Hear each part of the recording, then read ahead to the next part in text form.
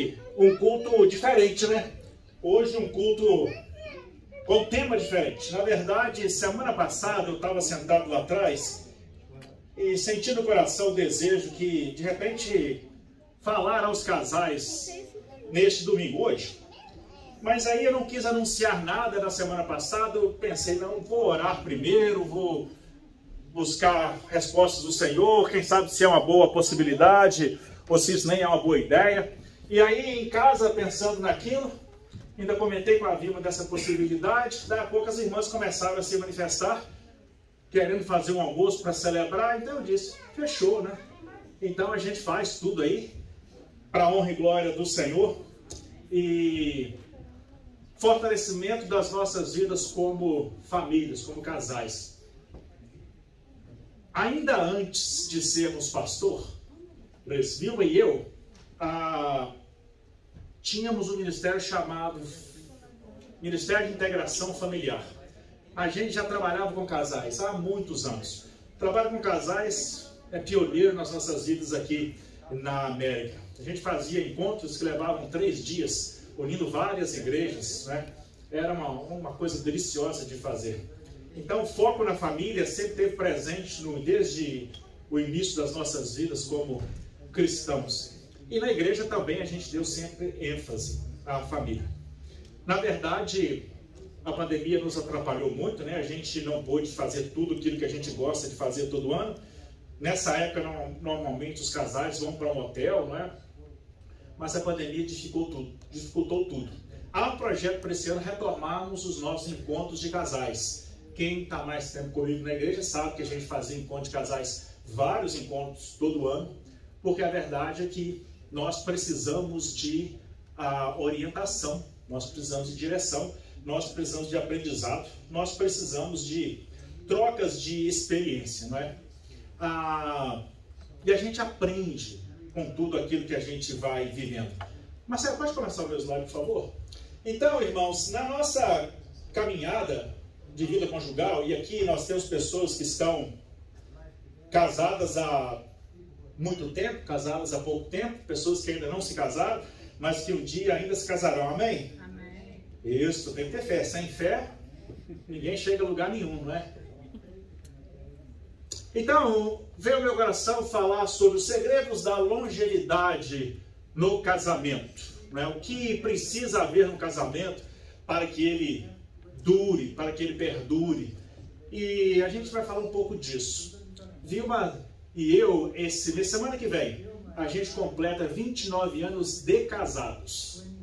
Se contar o tempo de namoro, eu já posso pedir o uso campeão, né? Uma indenização para tolerar ela. Já que ela não está aqui, eu posso falar, né? Se ela estivesse aqui, eu falaria porque ela tem me tolerado esses anos todos. Mas ela está ocupada lá, cuidando de outras áreas da igreja, então eu posso falar que eu tenho tolerado a Vilma. Mas o casamento é isso. Nada mais é do que um tolerar o outro pelo um bem comum, né? Então o que eu quero conversar com vocês é por isso que eu falei mais alto, querida. Já falei alto para chegar lá. Conheço o meu gado. 29 anos. I'm so glad, Mike, the lunch is served here. You know. Yeah, you're protected right now. I am. Então, irmãos, por que eu gosto de falar sobre o tema casamento? Porque é desafiador. É desafiador para mim como líder espiritual de vocês, é desafiador para vocês como membro da igreja, é desafiador para qualquer ser humano permanecer casado. Se a gente sair por aqui perguntando àqueles que são casados há muitos anos, todos vão falar que não foi fácil chegar até onde estão, não é? Tem que haver esforço e empenho. Eu escolhi esses 3 tópicos principais: respeito, expectativas e escolhas. Porque esses são alguns. Eu não queria falar necessariamente do amor, da paixão, né? Queria e quero aprofundar em pontos mais específicos do nosso dia a dia. Porque se você casou, então do amor você já entende. Foi o amor que te levou até lá. O amor é o começo de tudo, né? Mas eu quero ler um texto bíblico com vocês e orar, antes da gente entrar propriamente dito na nossa matéria. que é Eclesiastes, capítulo 4, a partir do versículo 9. Você já conhece. E sempre que alguém faz aniversário, eu mando esse texto. Então, se você já fez aniversário de casamento esse ano, você já recebeu esse texto que eu mando sempre. Melhor é serem dois do que um, porque tem melhor paga do seu salário. Porque se um cair, o outro levanta o seu companheiro. Mas ai daquele que estiver só, pois caindo não haverá quem o levante. Também se dois dormirem juntos, eles se aquentarão. Mas um só, como se aquentará? E se alguém tentar prevalecer contra um, os dois lhe resistirão. E o cordão de 3 dobras não se quebra depressa. Vamos orar. Pai Santo, Deus querido, obrigado pelo privilégio de estar aqui hoje para falar dessa mensagem, desse tema específico. Que o Espírito Santo ministre nas nossas vidas agora, que eu seja apenas usado por Ele, porque o Senhor conhece a vida de cada um, os desafios que cada um vive. Então o Senhor é quem vai orientar a cada um. Que cada um de nós saímos aqui acrescidos de informação, de direção, de renovo, de encorajamento para prosseguir. Guia-nos nessa meditação no nome do Senhor Jesus. Amém, irmãos. Então, eu me lembro do meu tempo de solteiro. Aliás, eu ia trazer uma foto do meu casamento, mas eu preferi não, né? É aquela década, né? Os costumes, os usos eram diferentes, né? É que vocês iam ver minha foto com aquela cara de menino e ia falar assim, mas tão menino e casou? Né? Aí eu preferi não trazer.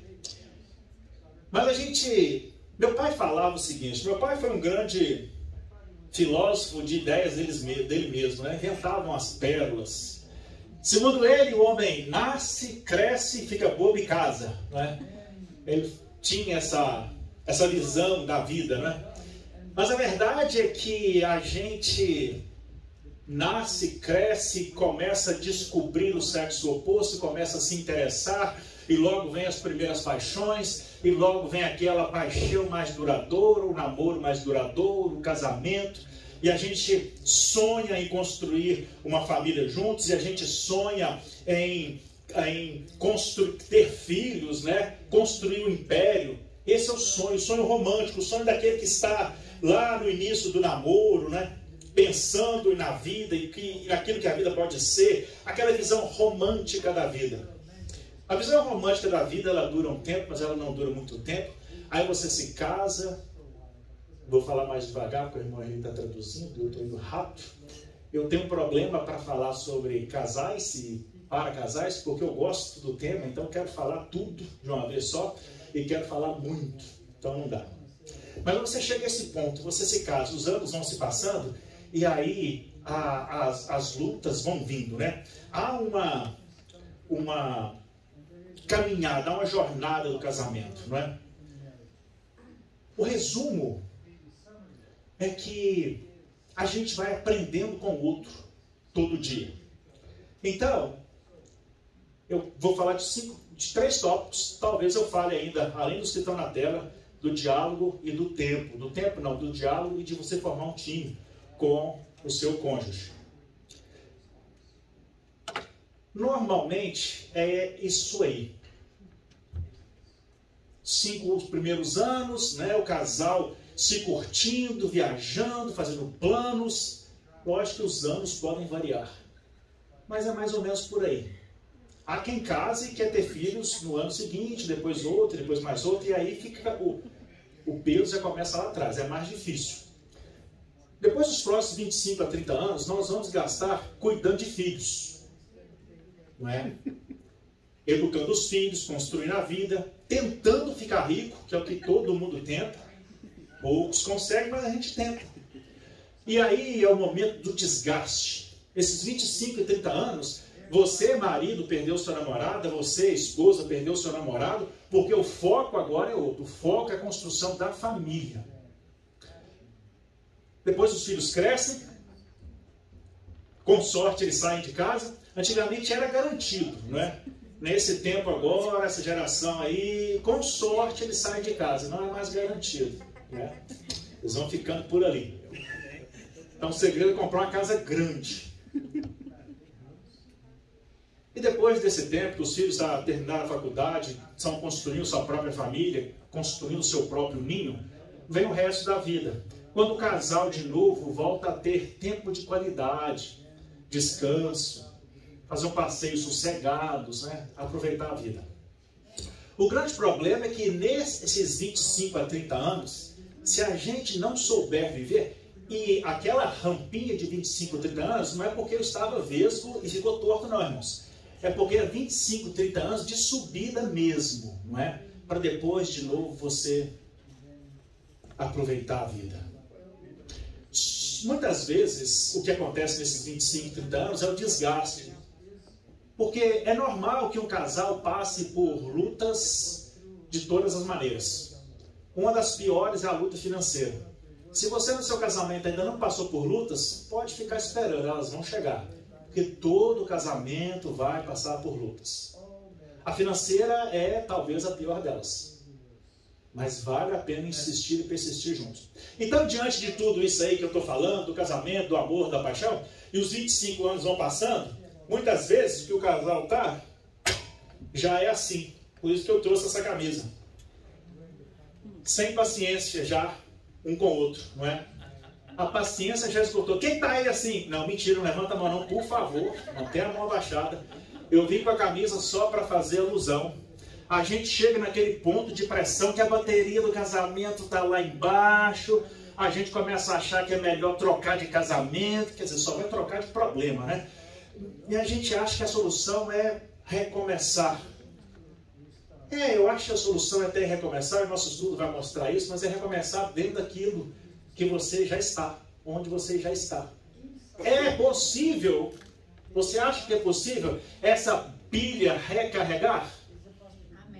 É possível, a pilha pode recarregar, mas nós precisamos entender o que é o relacionamento, precisamos cuidar de como nós estamos nos relacionando, principalmente nos tempos de batalha, principalmente nos tempos de lutas, principalmente no tempo da dificuldade. Vamos lá então. Primeiro segredo, e um segredo máximo de ter longevidade no seu casamento. O seu casamento durar até que a morte o separe. Submissão a Deus. Obediência a Deus. Pronto. Eu ainda vou falar dos outros pontos. Mas este ponto aqui já resolve tudo. Porque se você tem o seu casamento em submissão a Deus, você entende que Deus quer que o seu casamento prossiga. Não é porque a luta ficou difícil, não é porque ele engordou, não é porque ela já não é mais aquela mocinha, que o casamento deve acabar. Não é porque já se passaram muitos anos, você já se enjoou da pessoa, já não sente mais graça da pessoa. Aliás, já nem tem sentimento pela pessoa. Tudo na nossa vida é para honrar a Deus, o casamento também. Lá no altar, via de regra, a gente faz aquele juramento. Na saúde, na doença, na pobreza, na riqueza, na alegria, na tristeza. Não é? Só que esse juramento que é feito diante da igreja, da família, do cônjuge, mas é feito também diante de Deus. A gente sai da igreja e já começa a esquecê-lo. E nós vivemos num tempo onde tudo está muito perigoso. Então a gente precisa se esforçar ainda mais. Primeiro segredo, segredo máximo, absoluto. Consagre o seu casamento a Deus. Está difícil? Permaneça no seu casamento por causa de Deus. Peça a Deus que transforme o seu casamento e Deus vai transformar. Está com a pilha já fraca, a bateria já está acabando, morrendo? Peça a Deus um novo ânimo. Uma mudança que Deus vai trazer. Amém? Então vamos ver um pouco agora sobre a questão do respeito. Por que então, se casamento traz tantos problemas, e eu gostaria de ter trazido os últimos números sobre divórcios, eu não trouxe. Porque eu não estou aqui para falar de divórcio, estou aqui para falar de casamento. Mas o número é grande, porque as pessoas estão apenas desistindo. Eu estava ali atrás cantando, e vendo vocês cantarem, vendo vocês vibrarem, e tendo aquela certeza de que nós somos o povo de Deus. Nós somos um povo diferente. Nós vivemos por causa de Deus, nas coisas de Deus, de acordo com Deus. Então a gente tem essa alegria que nos invade, que nos toma. E nós não temos que viver de acordo com o padrão do mundo. Pelo contrário, nós não devemos usar o padrão do mundo. O padrão do mundo é, a gente casa, se der errado, separa. Não é? E tá assim. Tem famosos aí gastando milhões em casamentos assim, coisas de cinema, para poucos meses depois, não era você que eu queria. Mas esse não é o nosso padrão. O nosso padrão é persistir. Então por que a gente casa? Porque a gente pergunta para alguém que já está separado há muito tempo se gostaria de casar, e a maioria das pessoas vão dizer que gostariam. A gente pergunta para quem é solteiro, e aí, está a fim de casar? Está atrás de alguém, está procurando alguém, quer encontrar alguém.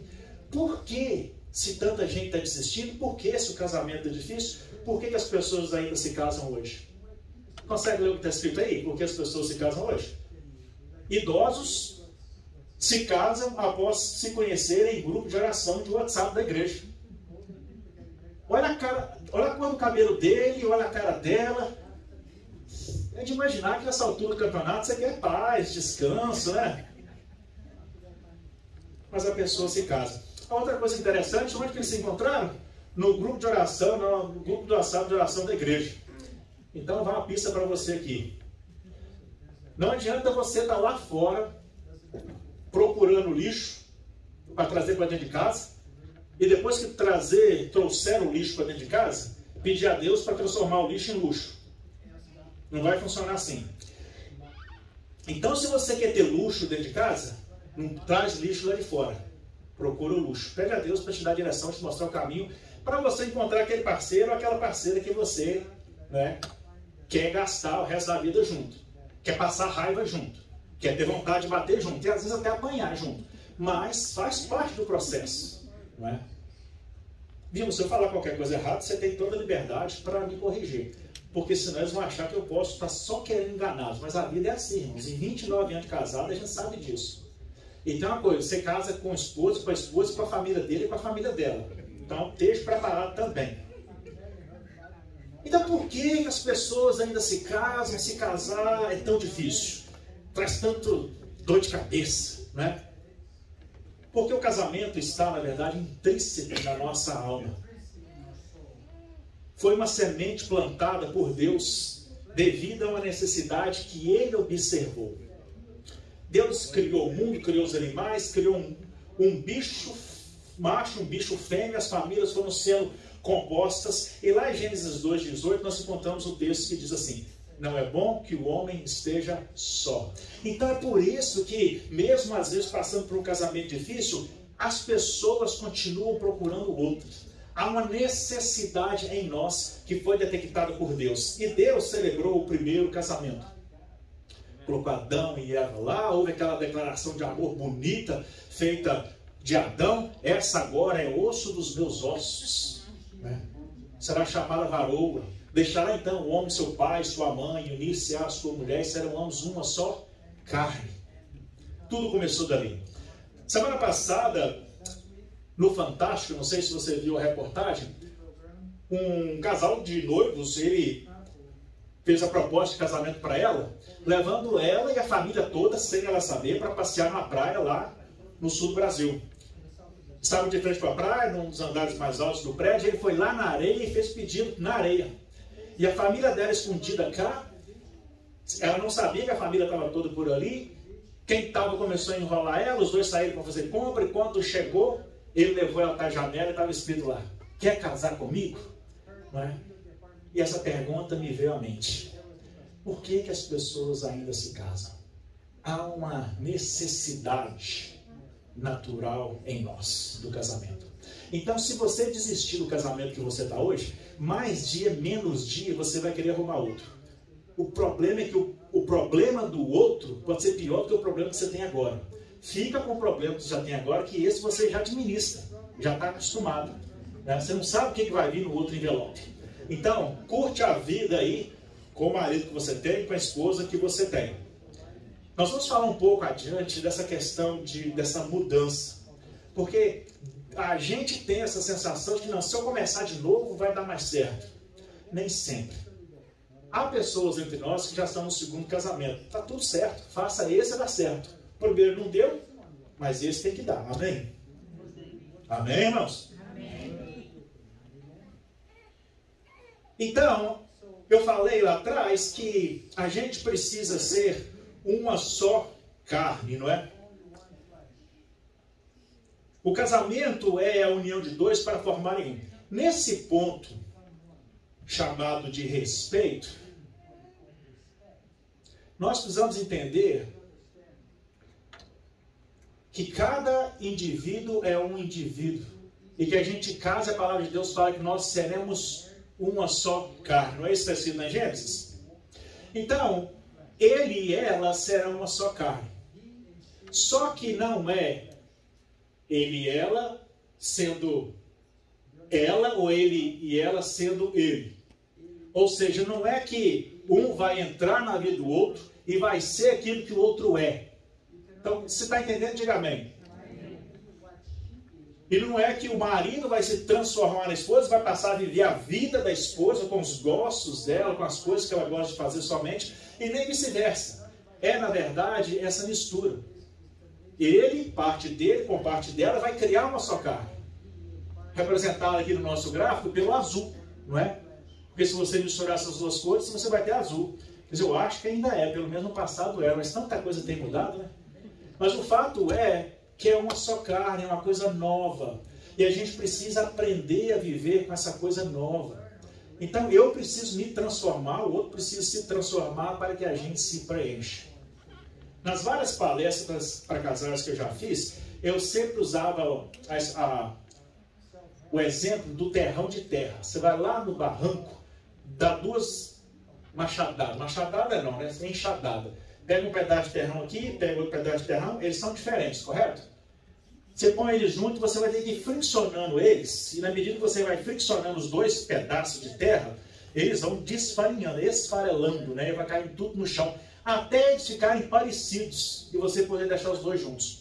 Eles nunca vão ficar iguais, né? Mas parecidos o suficiente para conseguir ficar juntos. O casamento é o mesmo processo.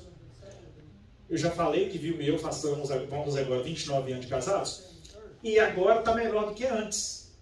Porque tanto atrito que já teve, que a gente agora já tem menos espaço para atrito. Já estamos moldados. A gente pensa igual? Não. Isso aí seria errado, né? A gente pensa diferente. Mas naquilo que a gente pensa diferente, a gente se respeita. E a gente precisa, então, ir crescendo com essa mentalidade. Por quê? Cada um traz a sua bagagem de vida, a sua história, seus traumas, todo o conjunto de experiências, sejam elas boas ou ruins, positivas ou negativas. Assim a gente vem. Eu vivi histórias na minha infância, pré-adolescência e adolescência, que continuam marcadas em mim, que fizeram o meu shape. Vilma viveu as mesmas coisas lá, você viveu as suas coisas, seu cônjuge viveu outras coisas, mas essas histórias precisam se encontrar.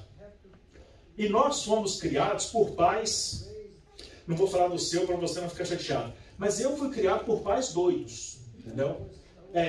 A gente olha para trás para a forma de criação e fala assim, é doideira, né? Então não tem como eu ser perfeito, porque eu conheço os meus pais, sei quem eles são, né? Então na doideira deles, na loucura deles e no processo deles de criação, eles acertaram, eles erraram, e o resultado está aqui. Né? O Marcelo foi um resultado melhorado, que já foi o segundo, já tinha mais experiências, entendeu? Então ele saiu no lucro, está com 3 anos de lucro. Quando ele chegou, meus pais já sabiam até trocar fralda, acredite. Sendo primogênito, a gente sofre mais. Porque a gente tem que experimentar tudo primeiro, o que dá certo, o que dá errado. Quem vem depois está no lucro. Então, é preciso respeitar, é preciso conhecer o outro. A história do outro. Por que o outro é assim? Mas no início do casamento não era assim.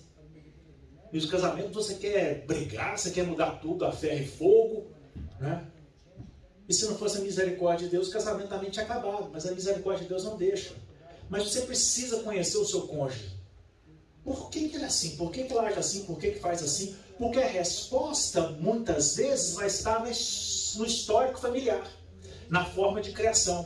Então, eu vou forçar uma mudança? Não, eu preciso respeitar essa diferença. É importante respeitar as diferenças. É importante respeitar quem a pessoa é.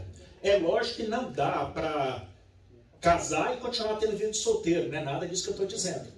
Mas a pessoa tem sentimentos, tem hábitos, tem defeitos e qualidades que estão nela. E a gente precisa ajustar para viver de acordo. Se você entendeu, diga amém. Amém. Nosso próximo ponto vai ser expectativas. Aqui está uma das dificuldades maiores do casamento. Expectativas precisam ser realistas. Se as suas expectativas não são realistas, se elas estão below, se elas estão a menos do que você esperava, tudo bem, a pessoa é mais. Agora, se você cria expectativas exageradas sobre o outro, você pode se decepcionar. E de novo, tudo recai na nossa forma de criação, de como nós viemos até aqui. Então a gente precisa ter expectativas reais. O grande problema é que nós não temos expectativas reais nem a respeito de nós mesmos. Nós criamos expectativas sobre nós mesmos que elas são irreais, não são realistas. Nós achamos muito de nós mesmos. Então, é preciso que eu olhe para dentro de mim, me conheça e conheça até onde eu consigo ir, para que eu possa então entender o outro. Então, as expectativas precisam estar alinhadas. Primeiro eu preciso me aceitar. Tem coisas que vêm com a idade, e graças a Deus a idade chegou para mim. Então eu hoje olho para trás de uma maneira diferente. Eu consigo ajustar a lente das minhas expectativas sobre mim. E obviamente eu consigo ajustar a lente da expectativa sobre o meu cônjuge. O que esperar e o que não esperar. A gente precisa entender quem cada um é. Quem é o meu cônjuge? Por que essa pessoa é assim? E olhar os pontos positivos, as qualidades, com mais ênfase do que a gente olha os defeitos. Você não está casado com a mesma pessoa que você casou há um ano atrás. Quem aqui tem um ano de casado? Quem aqui tem 3 anos de casado? Um casal ali. A pessoa já não é mais a mesma. Aquela que você casou, ficou lá atrás. Por quê? Porque nós somos seres mutáveis e mutantes. Somos transformados pelas mudanças do mundo à nossa volta, pelas experiências que nós vivemos e pelo conhecimento que nós adquirimos. Anotou aí? Depois você pega gravado, anota, prega na geladeira. Porque quando você achar o seu cônjuge diferente, você vai lá e lê.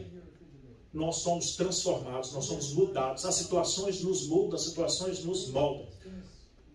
Romanos 12, 2 é um versículo que eu gosto muito, que fala assim: transformai-os pela renovação do vosso entendimento. Nós somos transformados, então, à medida que processamos novas informações sobre o mundo onde nós estamos inseridos. Então, tudo me transforma. As pessoas que convivem comigo, as notícias de hoje, o Covid, por exemplo, transformou o nosso modo de viver. Quem aqui vai conseguir abandonar de tudo o álcool gel? Quem aqui não vai continuar lavando a mão com mais frequência? Quem aqui vai continuar levando o dedo na boca, não é? Igual a gente fazia antigamente? Porque nós somos moldados por isso. Então a pessoa com quem você se casou mudou, é natural. Aí você olha e diz: essa pessoa não é a mesma pessoa que eu casei? Claro que não. Agora o problema está que você também não é. Agora, é importante saber disso aqui por causa dessa curva. Porque quando chegar aqui, você precisa entender a forma que você vai viver nesse período aqui vai ditar o restante da sua vida aqui. Porque aqui você está vivendo em função dos filhos, de construir uma vida. Aqui, quando os filhos vão embora, você chega na aposentadoria, talvez, e às vezes acontece, o cônjuge virou um estranho. Quem é essa pessoa? Por que razão nós vamos continuar juntos? Não tem mais filho para criar, não tem mais nada, é melhor cada um seguir o seu caminho.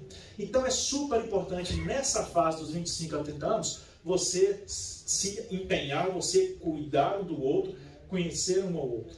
A igreja precisa continuar trazendo os cursos de casados, né? Os encontros de casais, para que a gente troque ideias, para que a gente cresça junto. Essa pandemia vai passar e a gente vai fazer isso. Porque é importante, às vezes, simplesmente lembrar você de algo que você já sabe. Qual é o papel de cada um dentro do casamento? Quem é o papel? Qual é o papel do seu papel no casamento? Qual é o papel do seu cônjuge no seu casamento? A Bíblia determina quem é o cabeça do lar. O homem deve ser o provedor da casa, o homem é o provedor e a mulher é a ajudadora. Vou repetir. O homem é o provedor, a mulher é a ajudadora. Princípios que foram estabelecidos por Deus lá atrás. E o movimento de empoderamento da mulher, o movimento feminista, que me desculpa, regras de Deus, princípios estabelecidos por Deus, são princípios de Deus. E o princípio de Deus é: o homem é o cabeça do lar e deve ser o provedor do lar. Essa é a regra. O casamento, para dar certo, precisa seguir as regras de Deus. O meu sonho é que a minha esposa fosse uma empresária muito bem sucedida, que eu pudesse ser o homem do lar. Não aconteceu comigo. Expectativa e realidade, né? Há casos em que a esposa é uma executiva e não tem tempo para cuidar da casa e da família, e o salário é exorbitante, que o marido então se torna o quem vai cuidar da casa. Ainda assim, ficando em casa para cuidar da casa dos filhos, ele continua sendo o cabeça do lar. Entenderam aí, maridos? Então, viu, se você estava esperando isso para começar a ganhar um dinheiro, pode mudar de profissão aí. Né? That doesn't work, huh? Guys don't know how to clean that. You're right. Como você divide as tarefas da sua casa? Lá em casa, vou dar um exemplo para vocês. Eu acordo de manhã, eu me preocupo com o sustento e a manutenção da casa. Eu me preocupo em trazer o pão. Eu me preocupo em cuidar de tudo que é relativo à financeira para a manutenção do lar. A Vilma preocupa em como que ela vai vestir os filhos, o que vai ter para o almoço, o que vai ter para a janta, como é que vai estar a casa dela. Se o cesto de roupa suja está limpo, se o cesto de roupa suja está vazio. E ela trabalha fora também. Mas eu não me preocupo com isso. Eu não passo um pano no chão, não varro. Normalmente eu não varro nada. Não lavo roupa nenhuma. Ponho as vasilhas radixas, às vezes com a raiva ainda. Mas ponho. Tem que ser honesto, né, irmãos? Tem que ser honesto. Mas as funções têm que estar definidas, para que a expectativa não seja errada. Porque se ela tem expectativa de que vai chegar em casa porque eu estou em casa num dia off e que a casa vai estar toda limpa, ela vai se frustrar. E se eu tiver expectativa de que esse mês eu não preciso produzir tanto porque ela vai trazer o dinheiro para pagar o mortgage, eu posso me frustrar. Então, a gente tem que ter expectativas realistas e a gente precisa saber qual o papel de cada um dentro do lar. Precisa ser igual ao meu exemplo? Não precisa, cada um vai achar o seu caminho, mas cada um tem um caminho para seguir. E você precisa encontrar um para que tenha harmonia em casa. As expectativas não sejam diferentes. O filósofo Alan de Bolton disse: aparentamos saber muito sobre como começa o amor e quase nada de como fazer para ele durar. Não é uma grande verdade? A gente sabe muito como começa, né? Opa, vou me apaixonar, vou namorar, insiste, às vezes a mulher nem quer, você fica insistindo e quer casar. A gente sabe como começar, mas nós precisamos saber como fazer durar. Para minha própria defesa, eu vou dizer que eu estou abordando pequenos tópicos aqui. Esse assunto da longevidade conjugal, ele é grande, ele é vasto, então a gente precisa voltar a falar disso mais vezes para falar de outras coisas. O filósofo Alan de Bolton continuou dizendo e falou o seguinte: a maturidade estaria relacionada a reconhecer que o amor romântico, isso aqui é muito importante, que o amor romântico representa apenas um aspecto, e ainda assim limitado, de toda a vida emocional. Eu vou repetir para que você entenda, porque muitas vezes a gente está buscando sentir aquele amor lá da primeira paixão depois de 15, 20, 30 anos de casado, e o amor é diferente. A maturidade está relacionada a reconhecer que o amor romântico representa apenas um aspecto limitado da vida emocional. O amor transforma, o amor evolui, né? É lógico que naquele tempo de namoro é muito melhor do que depois de casado. Tempo de namoro você quer conquistar, você se esforça, você nunca fala ou quase nunca fala grosseiramente, não é? Sempre tem muita paciência, mesmo quando não tem paciência. Então, depois de casamento, vivendo junto muitos anos, esse amor vai se transformando em algo mais sólido. Porque aquele amor do começo, que tem mais nele, a maior porcentagem dele, é de algo chamado paixão. E paixões passam, não é? O amor permanece. Amém? Isso então nos traz de volta ao nosso próximo tópico, tão importante quanto os outros. Se você aprendeu alguma coisa até agora, diga amém. Que bom que alguns aprenderam. Então agora nós vamos falar de escolha. A vida é feita de escolhas. A vida é feita todo dia, você faz várias escolhas. Nós temos muitas escolhas para fazer. Nós temos muitas opções. E a gente precisa fazer escolhas corretas. Você tem a oportunidade de escolher permanecer no seu casamento e você tem a oportunidade de escolher ir embora. Mas é sempre uma escolha. A não ser que o outro botou uma arma na sua cabeça e mandou você embora, você tem a escolha de ficar. Quando as coisas ficarem difíceis, peça socorro do céu. O socorro do céu vem. Agora, entenda uma coisa. Às vezes o socorro do céu vai mudar você e não vai mudar o outro. Porque talvez o problema está em você, não está no outro. O nosso desafio como cristãos é que a gente está sempre pedindo coisas a Deus. E Deus prometeu olhar e responder. E a gente não precisa estar ansioso com relação a nada. Agora, muitas vezes, a resposta de Deus que nós queremos vai mexer em nós e não vai mexer no outro. Então, escolha sempre, escolha permanecer, escolha ficar ao invés de escolher ir. Escolha insistir, escolha obedecer a Deus, escolha aprender, escolha mudar, escolha crescer, escolha amadurecer, escolha obedecer a Deus, escolha honrar a Deus. É uma questão de escolha. E a gente tem que escolher o certo. Stephen Kennett disse o seguinte: ninguém aguenta conviver com a mesma pessoa por uma eternidade. Eu, na realidade, já estou em meu 3º casamento.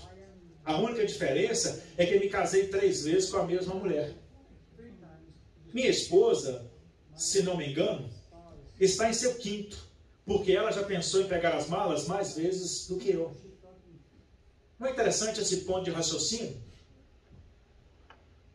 Está ruim, tem que mudar. Então mude. Mude você mesmo, mude o ambiente. Vamos ver o que ele continua falando aqui. Mudar de casamento vai mudar o quê? Vai mudar a cara da pessoa, vai mudar o mundo CPF, mas o ser humano é o ser humano.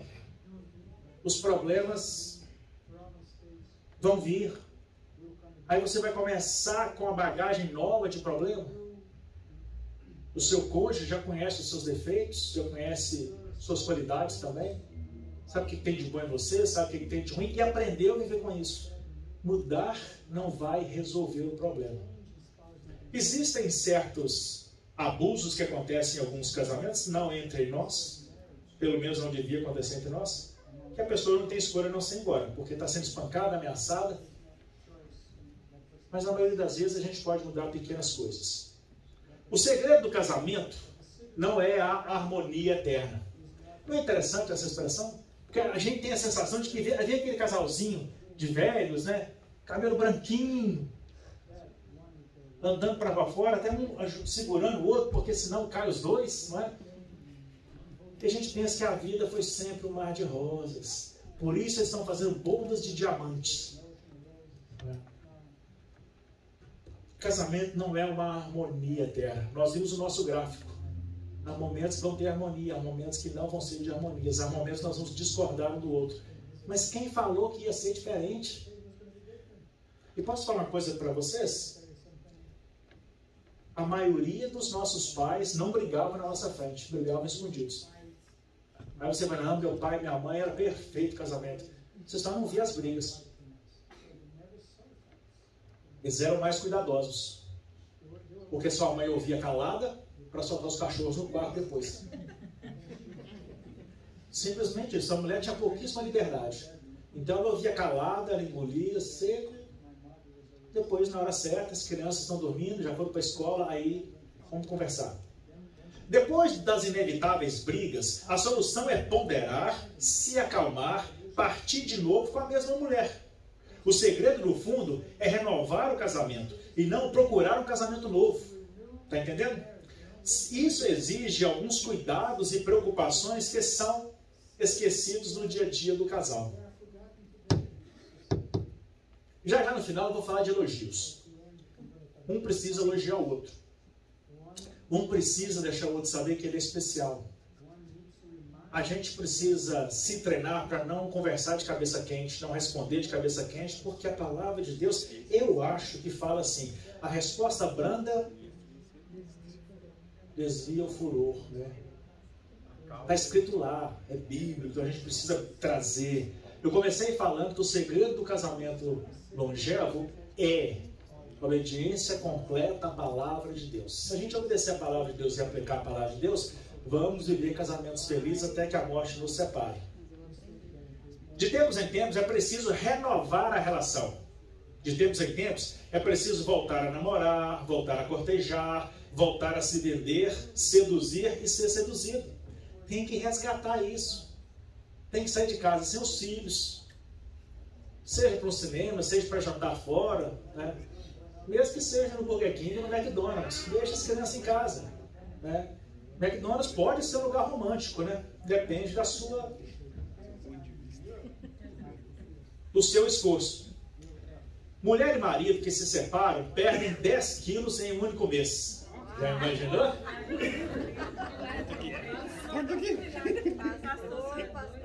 Mulher e marido que se separam perdem 10 quilos em um único mês. Por quê? Por que vocês não conseguem fazer o mesmo estando casados? A culpa não é do outro. O outro não está comendo por você. Está forçando a comer, cozinhando. Faça de conta que você está de caso novo. Se fosse um casamento novo, você certamente passaria a frequentar lugares desconhecidos. Olha as dicas. Mudaria de casa ou de apartamento, trocaria o seu guarda-roupa, os discos, o corte de cabelo, a maquiagem. Mas tudo isso pode ser feito sem que você se separe do seu cônjuge. Muda as coisas em casa. Às vezes, tudo que você precisa fazer é mudar a rotina. Aliás, irmãos, rotina é algo que destrói muito o casamento. Acaba com o romantismo no casamento. A rotina, ela traz um vício para o casamento.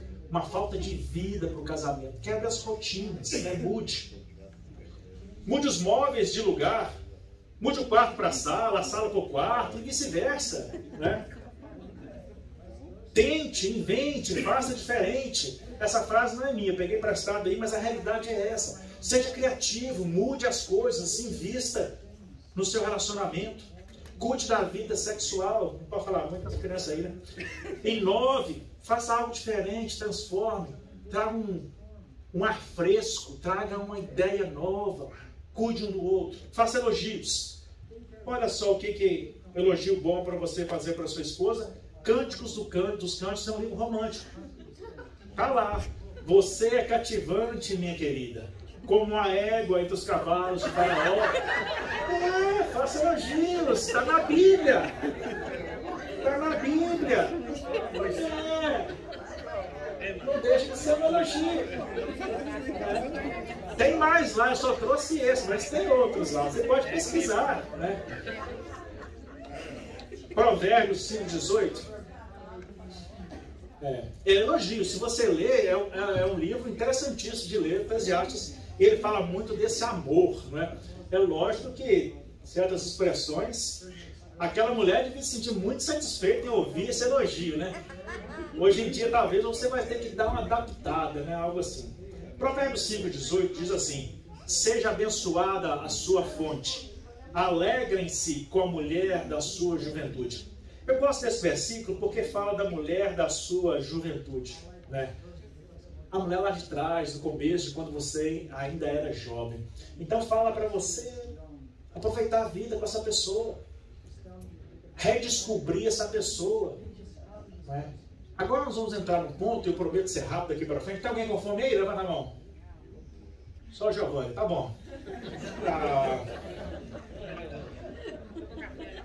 A gente precisa, né, nesse processo de redescobrir as coisas. Se não tá bom para você, fale com o outro.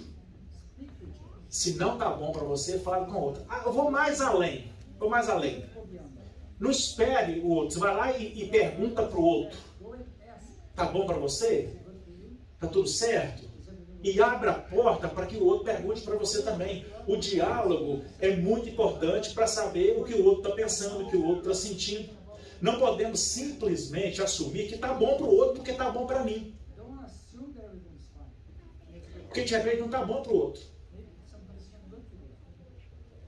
Vilma e eu, nós temos gostos diferentes para a temperatura. Então agora no inverno e no verão também, eu quero esquentar, quero ligar o rio, e ela quer que desliga. No inverno, no verão muda. Eu quero ligar o ar-condicionado no máximo, ela sente frio. Então, e no carro é pior ainda, né? Porque hoje em dia, com os carros mais modernos, não é o caso do meu, você liga um rio para um, liga o rio para o outro. Mas no meu não. Então, sempre que a gente faz viagem longa, ou eu vou passar calor, ou ela vai levar uma coberta. Se ela esquecer a coberta, eu vou passar calor, já sei. Por quê? Porque nós somos diferentes. Só que a gente aprendeu a viver assim. Então eu sou um pouco tolerante com o calor. Quando eu não estou aguentando mais, eu abro a gretinha na janela, eu dou uma mexida no vento.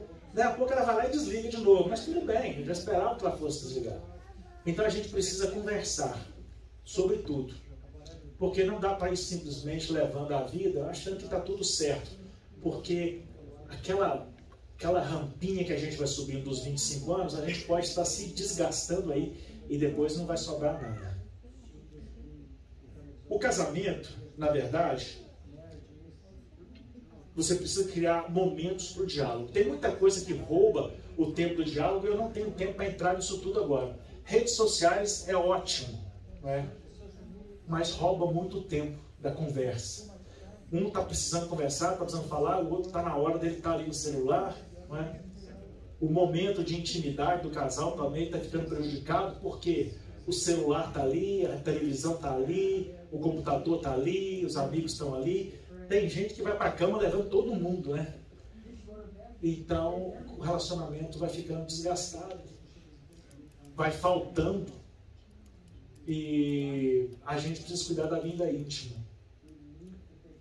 Há um versículo que nós temos atrás que fala que o homem e a mulher serão ambos uma só carne. O momento de intimidade, o momento do sexo é o momento mais íntimo que tem entre o casal. E muita gente vai ignorando isso por causa do cansaço, por causa de tanta coisa. Ou simplesmente por causa do mau diálogo que teve, né? Chegando na hora de ir para o quarto, resolve brigar, acontece uma coisa. Briga por causa dos filhos, briga por causa de qualquer coisa. A gente precisa ter sabedoria.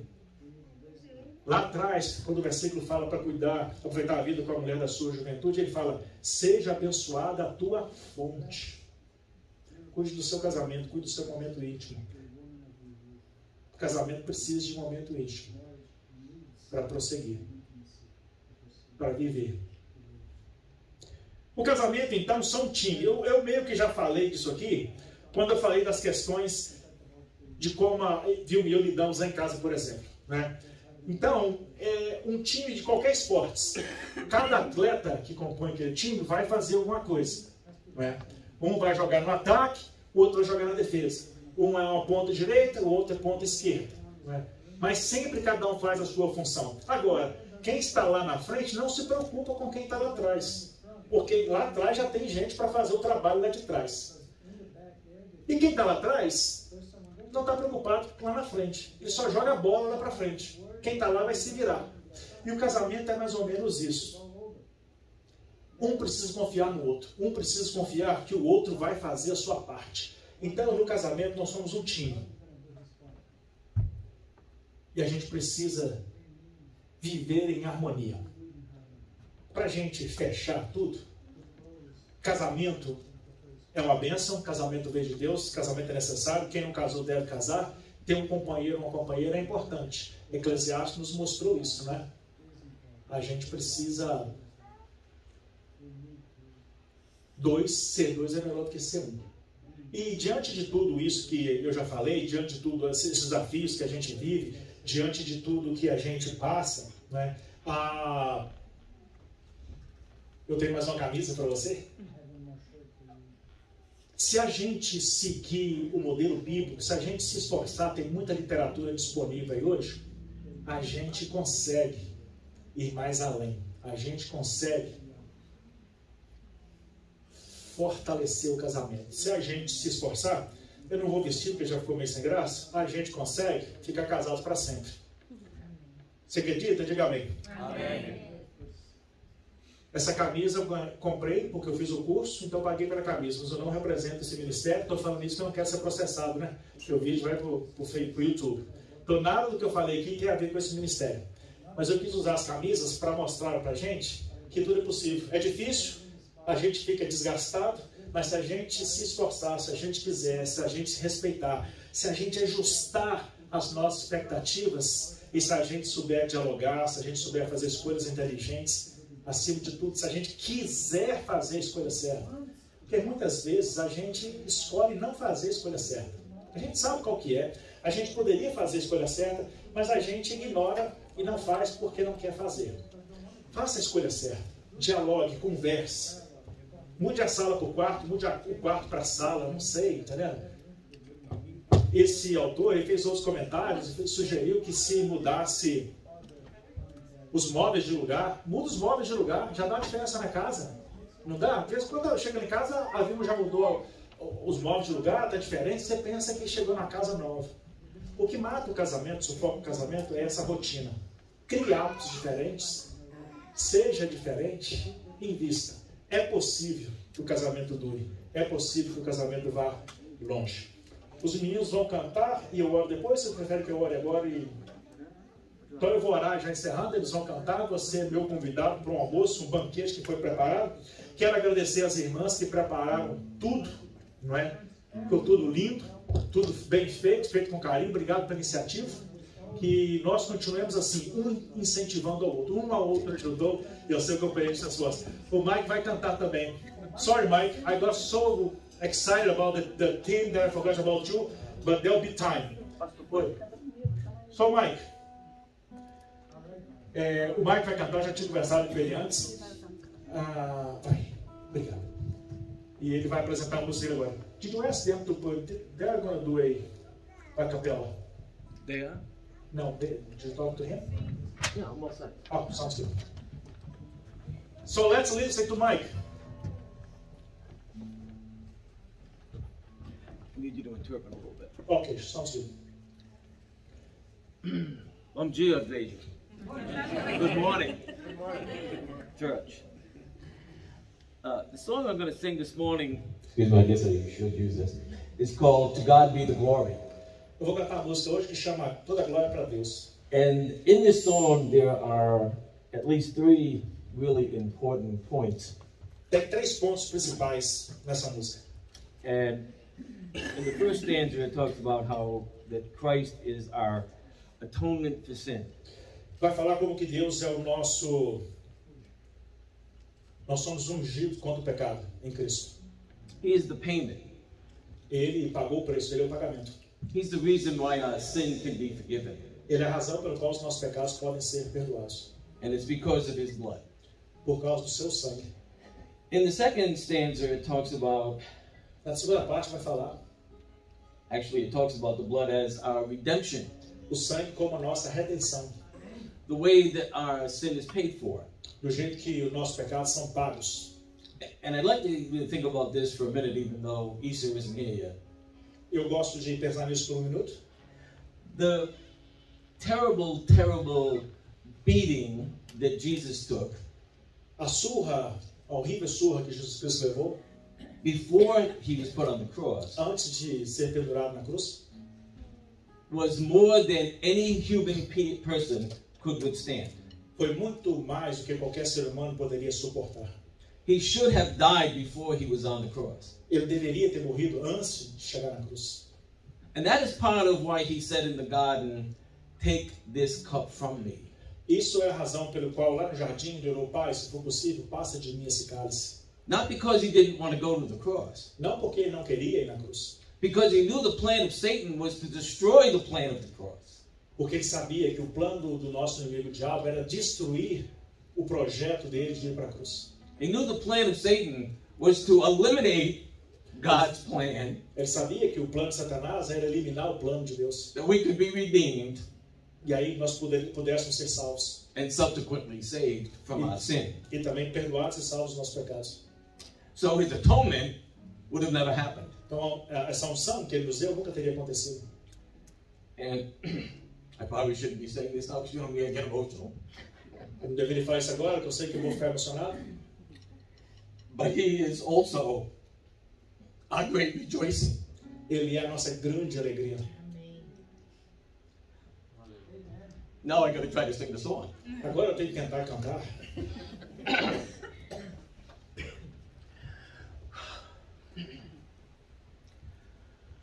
To God be the glory, great things he hath done. So loved he the world that he gave us his Son, who yielded his life as an atonement for sin, and open the life gate that all may go in. Praise the Lord, let the earth hear his voice.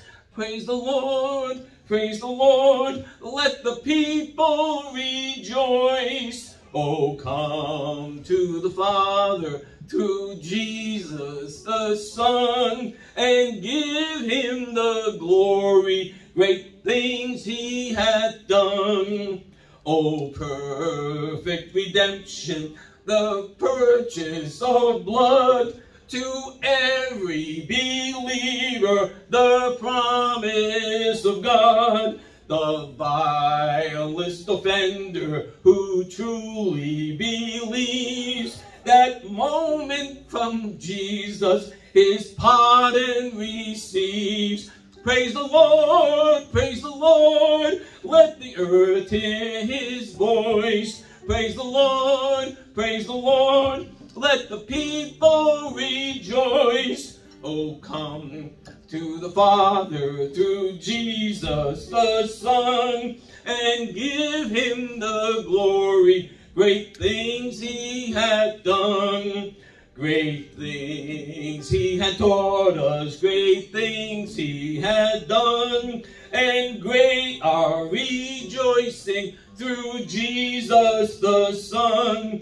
But purer and higher and greater will be our wonder, our transport, when Jesus we see. Praise the Lord, let the people rejoice. Praise the Lord, let the earth hear his voice. Oh, come to the Father through Jesus the Son, and give him the glory, great things he has done. Sorry I get so emotional, folks. Amém. Vamos orar. I start to quiver. Pai, nós damos graças por tudo que ouvimos aqui nesta manhã. Entendemos que há um desafio para que nós permaneçamos casados, porque o inimigo das nossas almas luta contra as nossas famílias e quer destruí-las. Mas nós sabemos que buscando conhecimento em Ti, buscando ser transformado pelo Teu poder, buscando ser transformado por Ti, nós podemos prosseguir. Ajuda-nos. Toma cada família aqui presente nas Suas mãos. Toma as famílias que não vieram nas Tuas mãos. Cuida de cada relacionamento, cuida de cada casamento, cuida de cada vida, cuida daqueles que ainda não se casaram. Encaminhe as pessoas apropriadas, adequadas, para que possa haver um casamento de paz, de harmonia, de cumplicidade, ó Deus. Obrigado pela existência dessa igreja, os vários voluntários que aqui tem e cooperam pelo trabalho, tudo isso que foi feito, tudo isso que foi preparado com tanto carinho, que o Senhor nos recompense por isso. Que a graça do Senhor Jesus Cristo, que o amor insondável de Deus Pai, que as divinas e santas consolações do Espírito Santo seja com esta igreja e com todo o teu povo espalhado pela face da terra, desde agora e para sempre, ó Deus. Amém. Vamos ouvir o casal. Gostaria de convidar a igreja a se colocar-se de pé. E você que está perto aí do seu esposo, da sua esposa, dos seus filhos, eu queria que você se abraçasse agora neste momento. Essa música tem como título a oração do amor. Ela possa falar ao seu coração.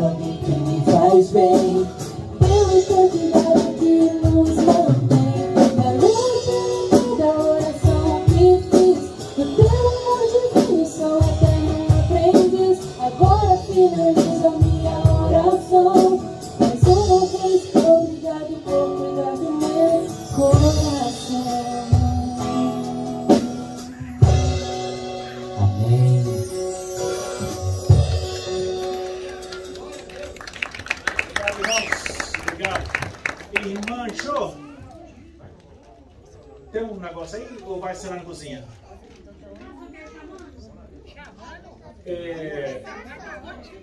Porque se eu for chamando lá na cozinha vai demorar, não é mesmo? Irmãos, vamos orar então pelo alimento que já está preparado na cozinha, né? Vamos orar. Deus, obrigado pela igreja que está aqui. Tem misericórdia daqueles que não puderam vir. Obrigado pelo alimento que foi preparado com tanto carinho. Obrigado pela fartura, pela abundância.